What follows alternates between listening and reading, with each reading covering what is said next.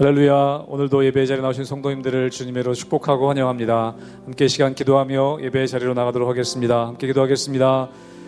하나님, 주님 신실하셔서 우리의 삶 가운데 늘 성실하게 일하시는 하나님의 은혜를 감사하고 찬양합니다. 오늘도 신실하신 하나님 찬양하기 원하오니 저희들도 주님 닮아 주님 앞에 신실하며 거룩하며 정결하게 나아가는 예배의 자리가 되게 하여 주시옵소서. 주의 보혈로 저희들 정결케 하사 거룩하게 주님 앞에 또 주님의 귀한 사명 감당하는 저희들 될 수 있도록 은혜 허락하여 주시옵소서. 감사하며 예수님의 이름으로 기도하옵나이다. 아멘.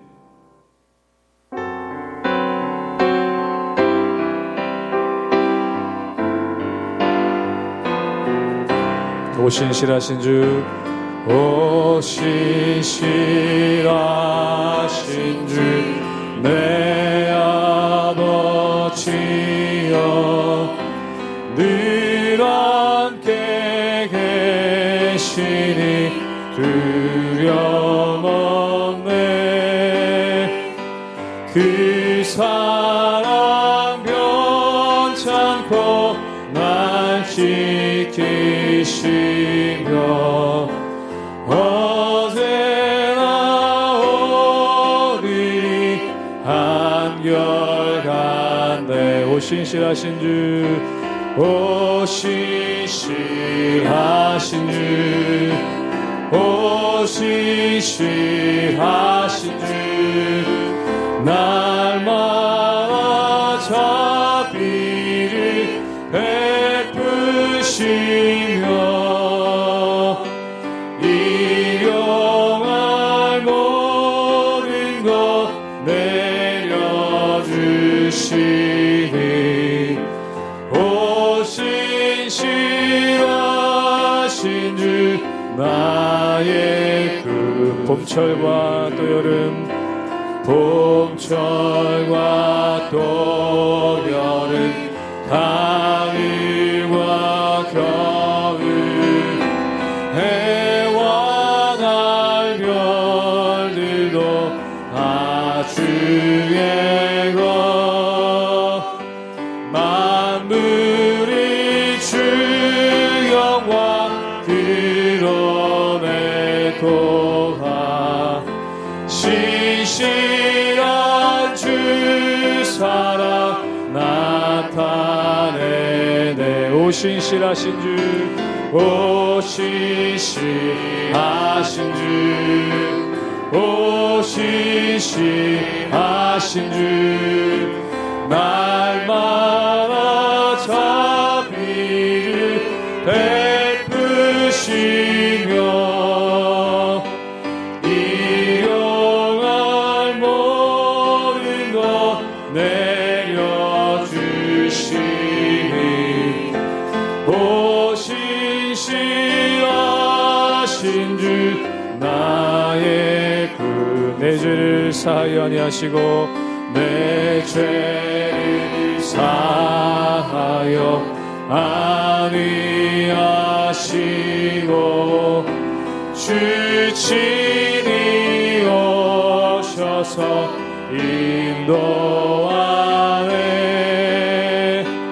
오늘의 힘 되고 내일의 소망, 주만이 만복을 내리시.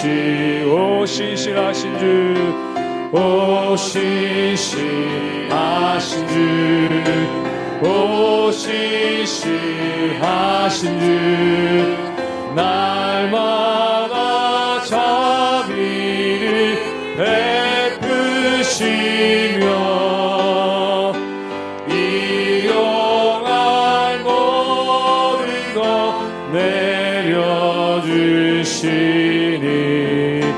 오 신실하신 주, 나 한 번 더 고백합니다. 오 신실하신 주님, 오 신실하신 주, 오 신실하신 주, 날마다 자비를 베푸시며 일용할 모든 것 신실히 신실하신 주 나의 구주.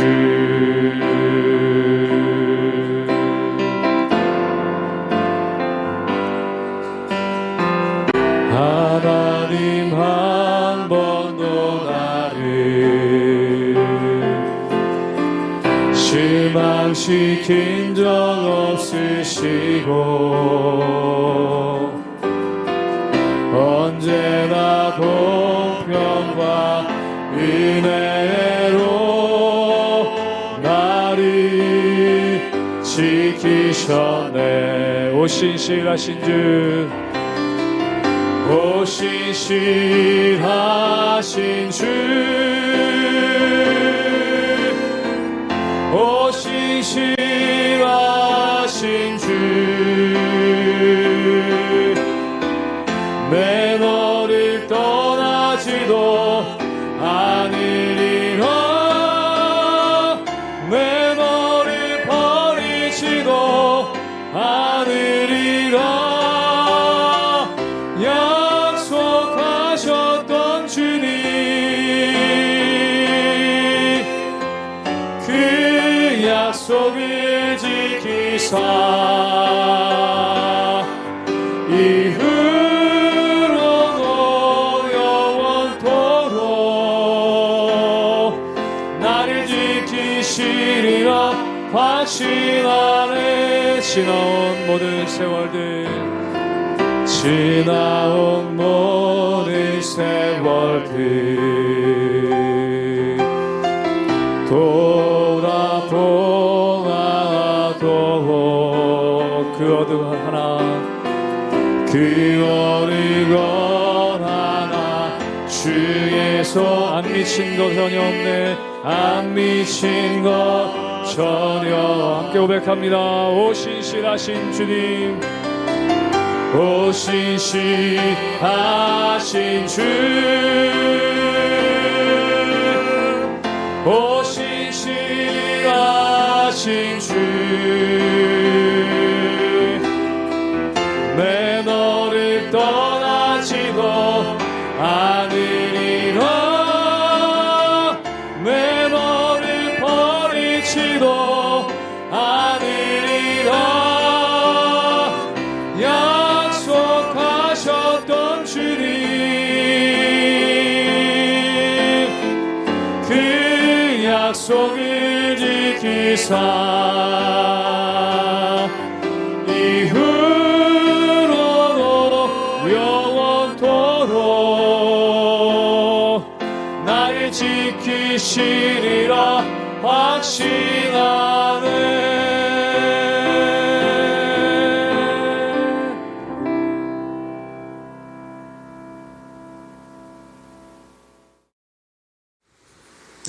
할렐루야. 하나님의 은혜와 평강이 우리 성도님들 삶 가운데 날마다 가득하시기를 주님의 이름으로 축원합니다. 오늘 시편도 역시 이어서 다윗의 시편이 이어지게 되는 것을 보게 됩니다. 그런데 고난 가운데 이 고난을 어떻게 이겨나갈 것인가, 또한 고난 가운데 이 고난 가운데 어떻게 승리할 것인가, 그것이 바로 이 다윗의 시편에 우리에게 주시고 있는 하나님의 말씀이라는 것입니다. 우리가 어제 묵상했던 말씀에는 이러한 것들이 나옵니다. 내가 하나님께 간구하오니 하나님 나를 악인에게서 건지시고, 또한 내가 하나님께 부르짖사오니 나를 포악한 자로부터 지켜주소서. 즉 하나님께 기도하며 간구하는 모습이 나오죠. 그런데 사람이 고난이 있고 어려움이 있을 때 어떤 일이 나냐면 입술 가운데 험한 말이 나올 때가 참 많다라는 것입니다. 사랑하는 여러분, 사람이 입술을 지킨다는 것은 굉장히 중요한 말입니다. 그 이유는 무엇입니까? 야고보서에 보면은 혀는 작은 것이로되, 즉 우리의 말은 작은 것이로되 우리의 온몸을 이끌어간다 라고 말씀하고 있습니다. 그래서 어떻게 비유를 두고 있냐면, 혀는 마치 입술은 무엇과 똑같은가? 배의 키와 똑같다는 것입니다. 키가 얼마나 작습니까? 그런데 그 키가 오른쪽으로 틀어지면은 배가 오른쪽을 향해 가고, 또한 왼쪽으로 틀어지면은 왼쪽을 향해 가는 것을 보게 됩니다. 우리가 고난 가운데 말을 함부로 하게 되죠. 사람이 마음이 힘들고 마음이 슬프고 마음이 어려우면은 말을 함부로 하게 되는 그러한 습관이 있다는 것입니다. 근데 놀라운 것은 뭐냐면 내 마음 가운데 없는 말을 하더라도 내가 화가 나가지고 화를 이기지 못해서 함부로 내뱉은 말이 내 삶을 송두리째 이끌어갈 때가 굉장히 많다라는 것이죠. 그래서 다윗은 경계하면서 이렇게 기도합니다. 하나님, 내 입술을 지켜주십시오.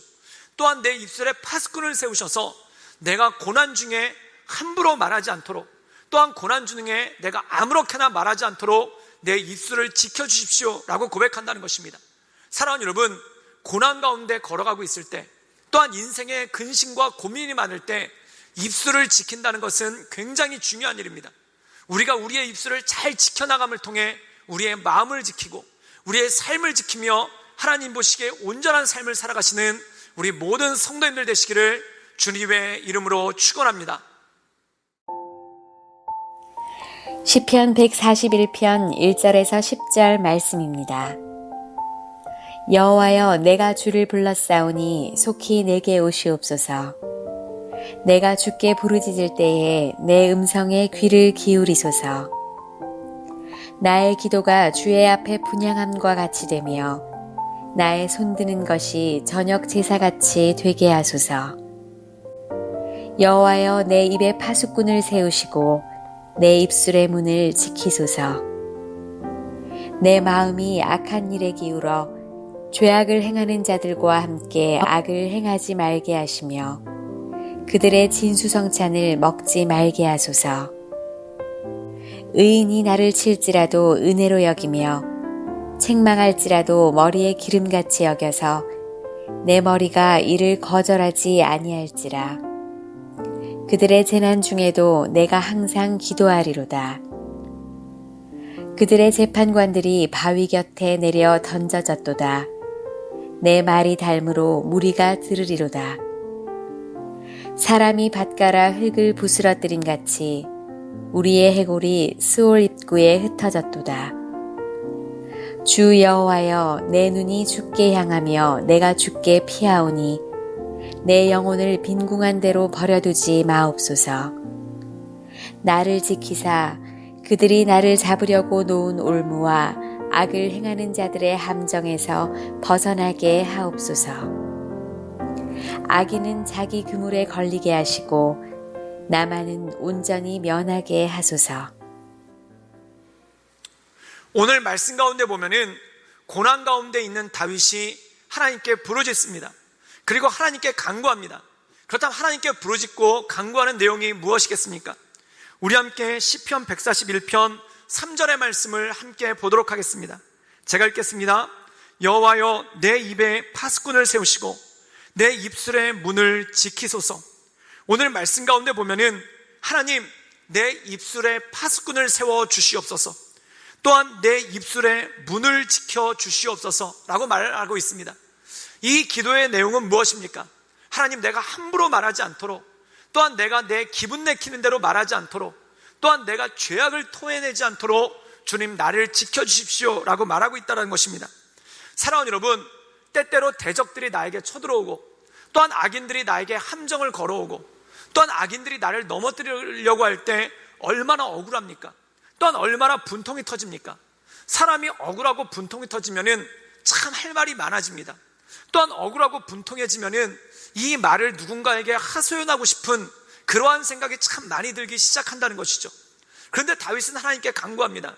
내 입에 파수꾼을 세워주시고 또한 내 입술의 문을 지켜주셔서 내가 함부로 말하지 않도록 주님 도와주십시오 라고 말하고 있습니다. 그렇다면 함부로 말하지 않는 것이 중요한 이유가 무엇이겠습니까? 성경에 보면 이러한 말씀이 나옵니다. 어떻게 한 입에서 단물과 쓴물이 함께 나올 수 있겠는가? 어떻게 한 우물에서 단물과 쓴물이 함께 나올 수 있겠는가? 우리의 입술도 마찬가지입니다. 어떻게 축복과 저주가 함께 나올 수 있겠는가? 우리가 우리의 입술에 말을 지키지 못해서 말을 함부로 하고 저주가 쏟아져 나오고 불평이 쏟아져 나오면 생기는 현상이 있습니다. 그게 뭐냐면 하나님을 찬양하는 것을 잃어버리게 된다는 것이죠. 사랑하는 여러분, 불평하는 입술로는 하나님을 찬양할 수 없습니다. 또한 원망하는 입술로는 하나님을 예배할 수 없습니다. 또한 욕설을 내뱉는 입술로는 하나님의 축복을 전할 수가 없기 때문에 그렇다는 것입니다. 그렇기 때문에 이 다윗은 힘들고 어려운 가운데 이것을 걱정한 것입니다. 내가 함부로 말을 해서 예배를 잃어버릴까 두렵다. 내가 함부로 말을 해서 찬양을 잃어버릴까 두렵다. 내가 함부로 말해서 하나님의 축복을 내 입술 가운데 잃어버릴까 두렵다라는 그러한 마음 때문에 하나님 내 입술을 지켜주시고 내 입에 파수꾼을 세워주소서라고 그렇게 고백한다는 것입니다. 그리고 이 다윗은 이렇게 고백을 하죠. 우리 시편 141편 10절의 말씀을 보도록 하겠습니다. 제가 읽겠습니다. 악인은 자기 그물에 걸리게 하시고 나만은 온전히 면하게 하소서. 사랑하는 여러분, 악인의 특징은 무엇입니까?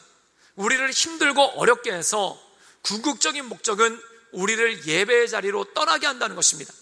때때로 우리가 마음이 너무 상해서 예배드리기 싫고, 또한 우리가 마음이 너무 힘들어서 기도하기 어렵게 되지 않겠습니까?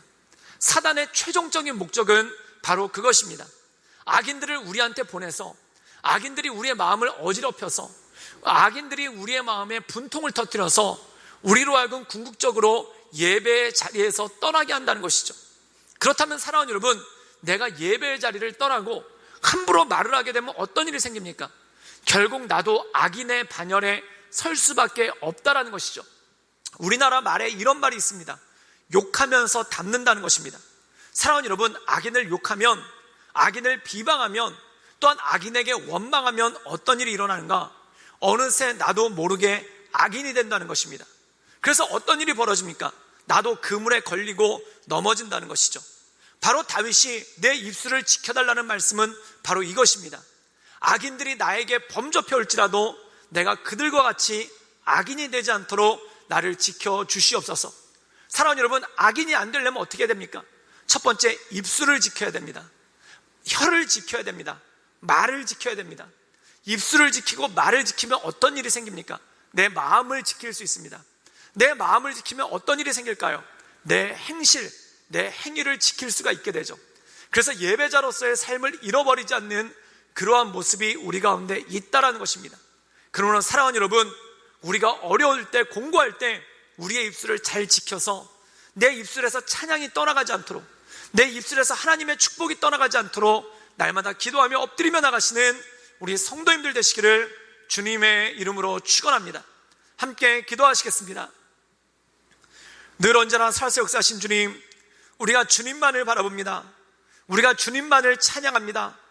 우리가 주님만을 경배합니다. 하나님, 힘들고 어려운 상황 때문에 내 입술에서 이러한 것들을 잃어버리지 않도록 주님 내 입술에 파수꾼을 세워주시고 내 입술의 문을 지켜주시옵소서.